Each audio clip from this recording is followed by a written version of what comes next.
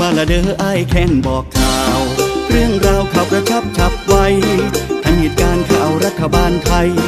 ทันเหตุการณ์ข่าวสารทั่วไปทุกความเคลื่อนไหวจากใจของอ้ายแค้นอยู่กับอ้ายแคนในช่วงของอ้ายแคนบอกข่าวเด้อพี่น้องเด้อพี่น้องครับพายุใต้ฝุ่นมังคุดบริเวณทะเลจีนใต้ตอนบน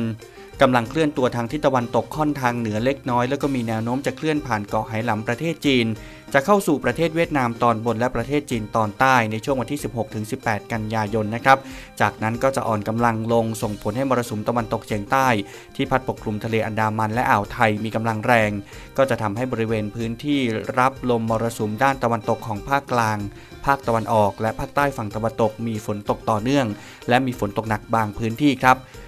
17-19 กันยายนบริเวณภาคเหนือและภาคตะวันออกเฉียงเหนือจะมีฝนเพิ่มมากขึ้นและก็มีฝนตกหนักเกิดขึ้นได้ครับก็ขอเตือนให้พี่น้องประชาชนบริเวณดังกล่าว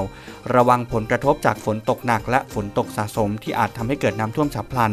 น้ำป่าไหลหลากน้ำล้นตลิ่งและดินโคลนถล่มครับต้องเฝ้าระวังติดตามอย่างใกล้ชิดโดยเฉพาะพื้นที่เสี่ยงฝนตกหนักมากใน40จังหวัดทั่วประเทศไทยเลยนะครับวันนี้พี่น้องอย่าลืมติดตามการประชุมคณะรัฐมนตรีนอกสถานที่อย่างเป็นทางการที่จังหวัดเลยและเพชรบูรณ์ของนายกรัฐมนตรีและครม.นะครับทางแฟนเพจสำนักประชาสัมพันธ์เขต 4รวมถึงสื่อของกรมประชาสัมพันธ์ติดตามกันว่ารัฐบาลจะช่วยเหลือพี่น้องในกลุ่มจังหวัดดังกล่าวเรื่องอะไรบ้าง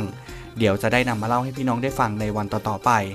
วันนี้อ้ายแคนบอกข่าวลาไปแล้วเด้อพี่น้องเด้อ